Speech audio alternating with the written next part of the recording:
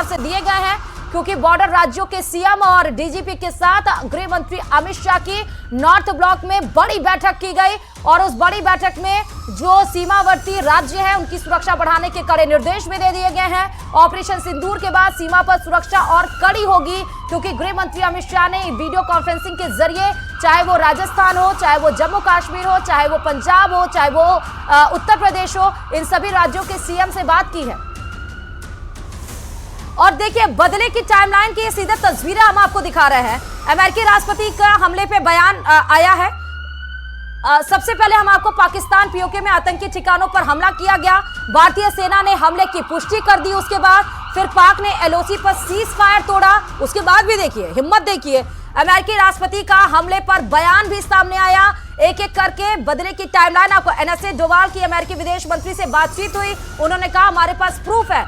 Sialkot airport 48 घंटे के लिए बंद कर दिया गया। एक एक करके क्या क्या हुआ वो आपको सिलसिलेवार तरीके से समय के अनुसार बता रहे हैं। 1:05 पर जब उसके बाद हमला किया गया, फिर 1:50 पर ये, और फिर 3 बजे के आसपास एलओसी पर सीज फायर तोड़ा गया। फिर 3:10 पर अमेरिकी राष्ट्रपति का हमले पर बयान भी आ गया। फिर 3:15 से 20 के बीच में एनएसए डोवाल की अमेरिकी विदेश मंत्री से रूबियो से बातचीत हुई। फिर 3:20 पर सियालकोट एयरपोर्ट 48 घंटे के लिए बंद कर दिया गया। तो एक एक करके रात के 1 बजे से 5 बजे, 1:05 से शुरू हुई ये घटना माफ करिएगा, ये कार्रवाई, ये जो बदला था, उसकी टक टक करके घड़ी की सुइयां आगे बढ़ती गई और एक एक अपडेट्स इसमें आते गए। आप ये सोचिए, जहां पर इजराइल जैसा देश ये कह रहा है कि भारत ने सेल्फ डिफेंस में, आत्म सुरक्षा में ये बड़ी जवाबी कार्रवाई की है। आप ये सोच सकते हैं कि भारत का स्टैंड, भारत की प्राथमिकता पूरे विश्व में कहां पर है। बाकी देश ये कह रहे हैं कि भारत सेल्फ डिफेंस में ये कार्रवाई कर रहा है। और भारत ने जब रूबियो से बात की, विदेश मंत्री से उनके बात की, तो साफ तौर पर एनएसए अजीत डोभाल ने, उन्होंने कहा हमारे पास बाकायदा प्रूफ्स है, हमारे पास पहलगाम के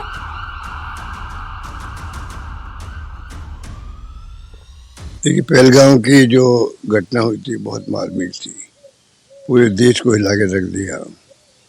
और उस वक्त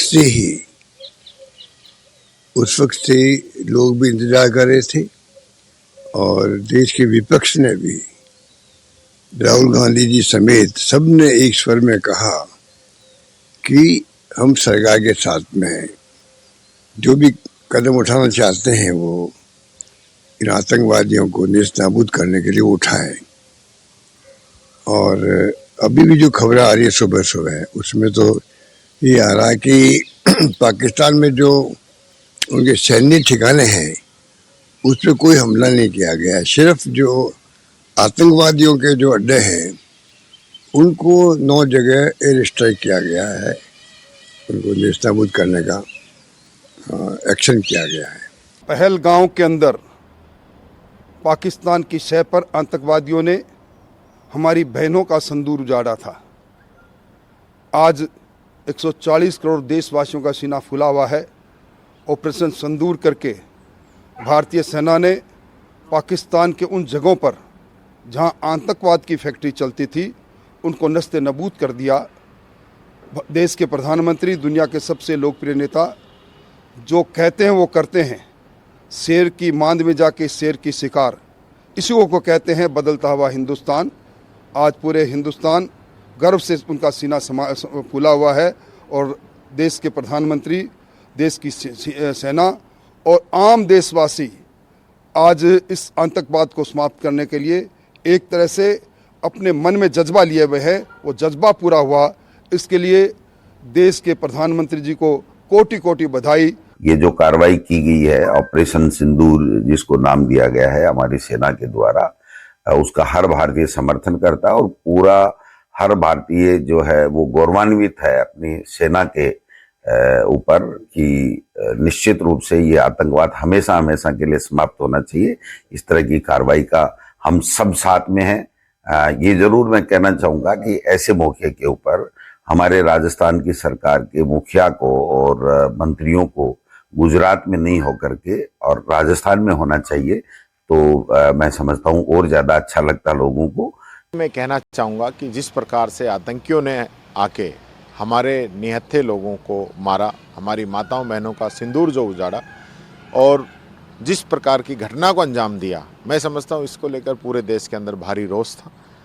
उसका हिसाब चुकाने के लिए हमारी सेना ने आतंकियों के 9 ठिकानों पे हमले किए हैं, जो हमेशा इस देश की हिफाजत करने के लिए तत्पर रहते हैं, चाहे सर्दी हो, गर्मी हो, बरसात हो, बर्फबारी हो, कहीं भी रुकने वाले लोग नहीं हैं। हमें ऐसी सेना पे गर्व है और पाकिस्तानी और आतंकियों का यही इलाज होना चाहिए। बड़ी खबर इस वक्त ये आपको बता रहे हैं, अजीत डोभाल का बड़ा बयान आया सामने, अगर पाक ने कार्रवाई की तो हम जवाब देंगे। बड़ी खबर इस वक्त ये आपको बताया, पाकिस्तान को एनएसए अजीत डोभाल की चेतावनी, भारत का इरादा आगे बढ़ने का नहीं। डोभाल ने साफ तौर पर कहा कि अगर पाक ने कार्रवाई की तो हम जवाब देंगे, भारत का इरादा आगे बढ़ने का नहीं। पाकिस्तान को एनएसए अजीत डोभाल की यह बड़ी चेतावनी है, क्योंकि इसके पहले हमने एक बड़ी ब्रेकिंग फायर की थी, जिसमें आपको बताया था कि पाकिस्तान ने अपनी सेना को खुली छूट दे दी है कार्रवाई करने के लिए, जवाब देने के लिए। और इस बीच में एनएसए अजीत डोभाल का यह बड़ा बयान सामने आया कि हमें आगे बढ़ने का कोई हमारा इरादा नहीं है फिलहाल, लेकिन अगर आप उधर से रिटेलिएट करेंगे, अगर पाकिस्तान उधर से कोई हरकत करेगा तो हम पीछे बैठने वाले भी नहीं है। बड़ी खबर इस वक्त की है, पाकिस्तान को एनएसए अजीत डोभाल की चेतावनी, अगर कुछ किया, अगर भारत का इरादा आगे बढ़ने का नहीं, लेकिन अगर पाक ने कोई कार्रवाई की, अगर कुछ जवाब दिया, अगर आगे बढ़ा तो हम पीछे भी नहीं हटेंगे। बड़ी खबर इस वक्त की यही है, क्योंकि साफ तौर पर ऑपरेशन सिंदूर का मकसद ही यही था, आतंकी ठिकानों को नेस्तनाबूद करना, किसी भी और को नहीं छूना।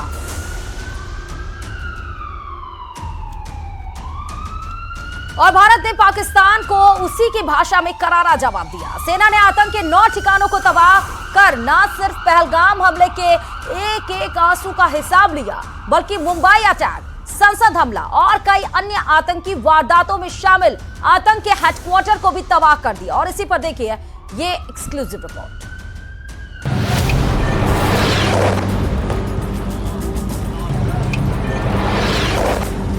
उन आतंकियों को उनकी कल्पना से भी बड़ी सजा मिलेगी।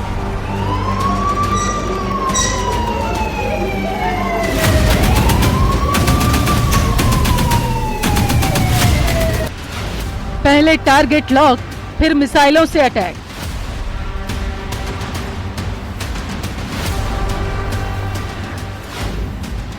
आतंक के खिलाफ सबसे बड़ी स्ट्राइक।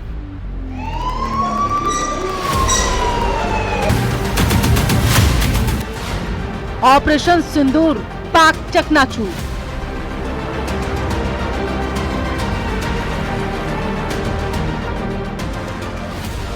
जम्मू कश्मीर के पहलगाम में 22 अप्रैल को पर्यटकों को निशाना बनाकर किए गए आतंकी हमले का भारतीय सेना ने तगड़ा जवाब दिया।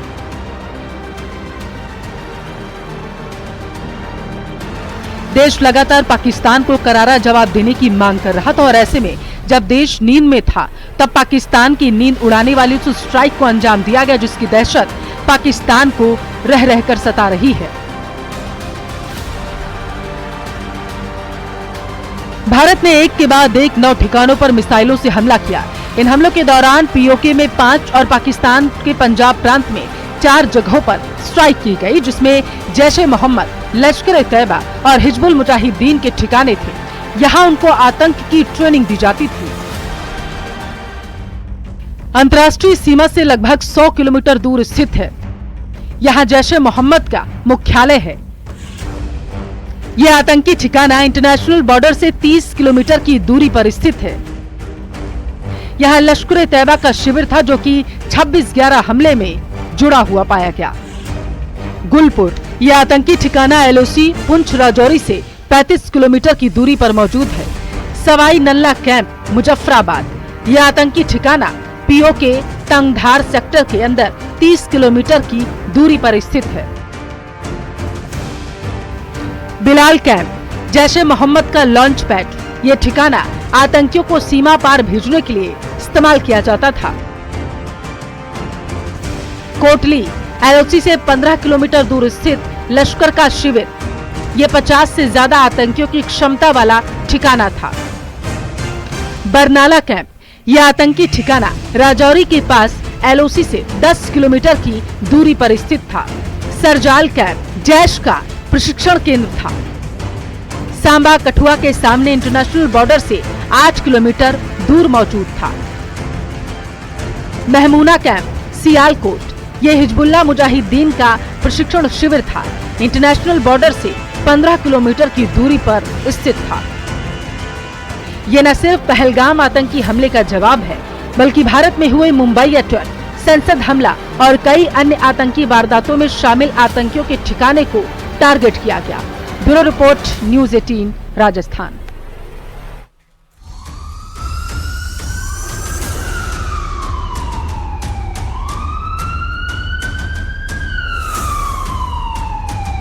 और देखिए ऑपरेशन सिंदूर आखिरकार 15 दिन के बाद पहलगाम के बैसन घाटी में जिस तरह से आतंकी हमला किया गया और लोगों के मजहब के नाम पर उन्हें गोलियों से भूना गया, जिसमें मासूम निहत्थे 26 लोगों की मौत हुई। उसके बाद 15 दिन के बाद आखिरकार हमने ऐसा स्ट्राइक किया कि पाकिस्तान पस्त नजर आया। उनके नेवी जरूर मिलने के लिए गए हो, लेकिन अभी तक कुछ कर नहीं पाए पाकिस्तान, और इतना ज्यादा परेशान, इतना ज्यादा घबराया हुआ है कि यूएनएससी से वो मदद मांग रहा है कि बातचीत की जाए। ये तस्वीरें बहुत अहम हो जाती हैं कि जब आप सोचिए कचरे में कहां उनकी लाशें ढूंढी जा रही हैं। हालांकि लाश देखकर किसी को भी अच्छा नहीं लगता, लेकिन तब जरूर उस वक्त को, उस पल को याद कर लीजिए जब हमारे 26 लोग मारे गए थे। ना सिर्फ 26 लोग, उरी ध्यान रखिए, जब हमने उरी सर्जिकल स्ट्राइक की थी वो ध्यान रखिए। पुलवामा में जब 40 जवान हमारे शहीद हो गए थे, पहलगाम में जब 26 निहत्थे लोग मारे गए थे, उस समय जो बर्बरता की गई थी, जो कायरतापूर्ण हमला जो किया गया था मासूम लोगों पे, जवानों पर, उस तरह से हमने काम नहीं किया। हमने आतंकी ठिकानों को ढूंढा और उसके ऊपर हमला किया। इससे पाकिस्तान से युद्ध करने का संदेश नहीं जाता है। साफ तौर पर यह प्रेस ब्रीफिंग में सेना के द्वारा कहा गया, हम आगे बढ़ने के लिए तैयार नहीं है, लेकिन अगर तुम पीछे नहीं हटोगे, अगर तुम उधर से जवाबी कार्रवाई करोगे तो हम तो पीछे हटने वाले वैसे भी नहीं है, और इसका जवाब तो हमने दिया ही दिया। और लेकिन इस सब के बीच में सबसे बड़ी बात यह है कि इस हमले के बाद से सीमावर्ती जो जिले हैं, जो राज्य हैं, उनकी सुरक्षा बढ़ा दी गई है। गृह मंत्री अमित शाह ने साफ तौर पर कहा कि नागरिकों की सुरक्षा हमारी प्राथमिकता है, अगर जरूरत पड़े तो लोगों को बंकरों में शिफ्ट कर दिया जाए। साथ ही बड़ी बैठक वीडियो कॉन्फ्रेंसिंग के जरिए सीमावर्ती इलाकों की हुई है। उनके सीएम, उनके डीजीपी के साथ वीडियो कॉन्फ्रेंसिंग के साथ जुड़ा गया है और उनको निर्देश भी दिए गए हैं गृह मंत्री के द्वारा। और कल 11 बजे सर्वदलीय बड़ी बैठक बुलाई जाएगी, जिसमें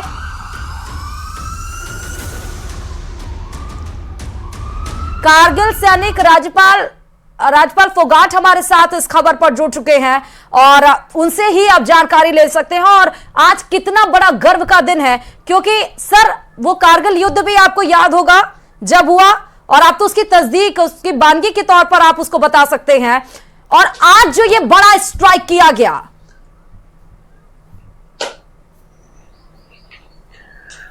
देखिए ये जो कारगिल का युद्ध था, आज से उसका करीब 26 साल पहले उसमें हम गए थे, और कारगिल के अंदर बहुत ऊंची चोटी जिसके ऊपर भारतीय सेना पाकिस्तानियों को खदेड़ कर अपना कब्जा किया था, हमारे जवानों में वो हौसला, वो जोश था कि उनको कहीं ये नहीं लग रहा था कि हम युद्ध के अंदर परेशान होंगे, हमारे पास इतनी ऊंचाई पर क्या सुविधा होगी, लेकिन फिर भी उनको चुन चुन के पहाड़ी पर चढ़ के गया था।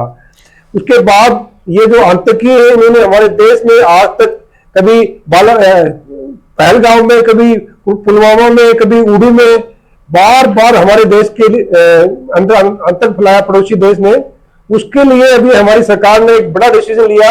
22 तारीख को जो पहलगाम में पर्यटकों पर हमला हुआ था, हमारे 26 पर्यटकों की मौत की गई, उसके बाद में हमारे माननीय प्रधानमंत्री जी ने साफ शब्दों में कहा था कि हम उनको चुन चुन के मारेंगे और उनकी कल्पना से भी बड़ा उनको सजा मिलेगी। आज जो रात का जो माहौल था, हम देख रहे हैं टीवी के माध्यम से, न्यूज चैनलों के माध्यम से, कि भारतीय सेना ने एक बड़ा डिसीजन लेकर पहाड़ के 9 आतंकी ठिकानों पर चुन चुन के उनको मारा है। लगभग 300 आतंकियों को ढेर किया। पूरे देश में, पूरी सेना में एक अच्छा मैसेज गया है, सभी में जोश है और सभी ये चाहते हैं कि आगे क्या होने वाला है। हमारे गृह मंत्री ने सभी पड़ोसी राज्यों को, उनकी जनता को, गांवों को अलर्ट कर दिया। जो कल का मॉक ड्रिल थी उसमें हमारे राजस्थान के 24 शहरों के अंदर मॉकड्रिल हुआ, जिसके अंदर अगर कोई देश के सामने ऐसी परिस्थिति आती है कि सिविल जनता सेना के साथ रहेगी, उसमें ये एक टर्निंग का कार्य करेगा। जैसे फौज के साथ में एनसीसी और स्काउट गाइड करते हैं, उस हिसाब से देश का प्रत्येक नागरिक इसमें हिस्सा ले सकता है लड़ाई के दौरान। और मैं चाहता हूँ कि जो भी समय आएगा। बहुत शुक्रिया हमारे साथ जुड़ने के लिए राजपाल फोगाट जी, जो कि कारगिल सैनिक हैं, हमारे साथ जुड़े हुए थे और ये बड़ी स्ट्राइक जो की गई इस पे उन्होंने अपने विचार साझा किए। बहुत शुक्रिया हमारे साथ जुड़ने के लिए। और ये समय तस्वीरें देख सकते हैं आप। आखिरकार पहलगाम हमले के 14 दिन बाद 15वें दिन भारत ने बदला ले ही लिया और आतंकिस्तान को उसी की भाषा में करारा जवाब दिया। आतंकियों के ठिकाने कैसे तबाह किए गए हैं, देखिए इनसाइड स्टोरी ऑपरेशन सिंदूर।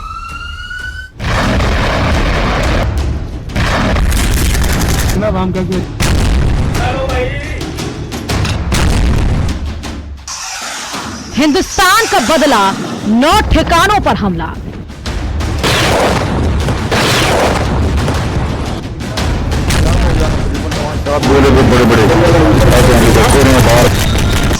भारत का ऑपरेशन सिंदूर आतंक के अड्डे को किया चूर। मौलाना मसूद अजहर साहब के जो है मदरसा है, उसके ऊपर 4 मिसाइल दागे गए हैं।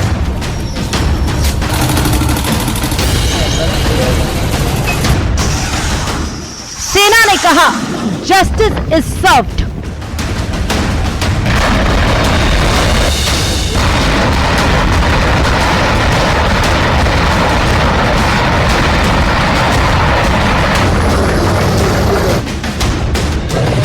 रात 1:30 बजे हमला। जब पूरा पाकिस्तान चैन की नींद सो रहा था, ठीक उसी वक्त भारत ने उन सभी मौतों का बदला ले लिया जिसका पूरा भारत पिछले 15 दिन से इंतजार कर रहा था। और हमले के इस हिसाब के हर पल की खबर रख रहे थे खुद प्रधानमंत्री नरेंद्र मोदी। भारत की पाकिस्तान के आतंकी संगठनों के खिलाफ जवाबी कार्रवाई। इंडियन एयरफोर्स ने मंगलवार आधी रात के बाद पाकिस्तान और POK यानी पाक अधिकृत कश्मीर के अंदर एयर स्ट्राइक 7 शहरों 9 आतंकी ठिकानों को निशाना बनाया गया। ये कार्रवाई पहलगाम हमले के 15 दिन बाद की गई और इसका नाम दिया है ऑपरेशन सिंदूर।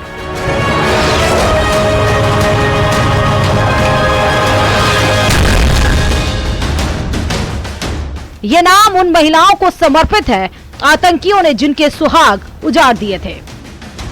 अब आपको बताएं कि कहां कहां पर किया गया स्ट्राइक। मरकज सुभान अल्लाह बहावलपुर जैश ए मोहम्मद, मरकज तैयबा मुर्दके लश्कर ए तैयबा, सरजल तेहरा कला जैश ए मोहम्मद, महमूना जोया सियालकोट हिजबुल मुजाहिदीन, मरकज अहले हदीस बरनाला लश्कर ए तैयबा, मरकज अब्बास कोटली जैश ए मोहम्मद, मस्कर राहील शाहिद कोटली हिजबुल मुजाहिदीन, शाबाई नाला कैंप मुजफ्फराबाद लश्कर ए तैयबा, सैयदना बिलाल कैंप मुजफ्फराबाद जैश ए मोहम्मद।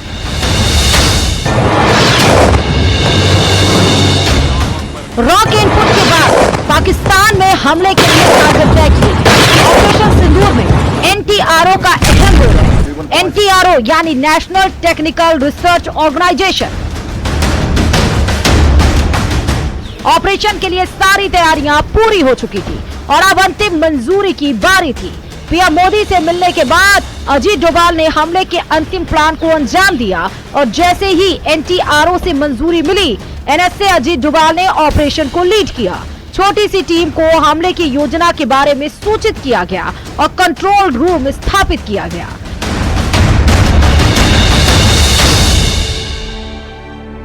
एक बार सिग्नल मिलने के बाद भारतीय वायुसेना के फाइटर जेट्स ने ऑपरेशन सिंदूर को अंजाम देने के लिए उड़ान भरी और 24 मिसाइलें दागे।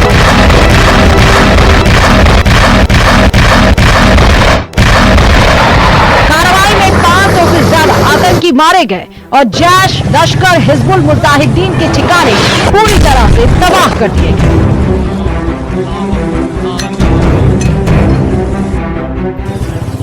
भारतीय सेना ने पाकिस्तान में मौजूद आतंकवादी ठिकानों पर सटीक मिसाइल हमले शुरू कर दिए। इस हमले के परिणाम स्वरूप आतंकियों के 9 ठिकाने नेस्तनाबूद हो गए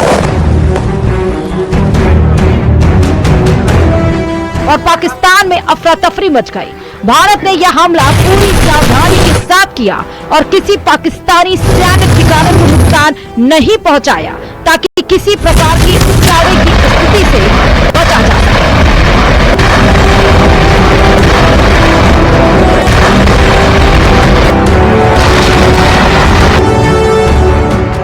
ब्यूरो रिपोर्ट, न्यूज़ 18 राजस्थान।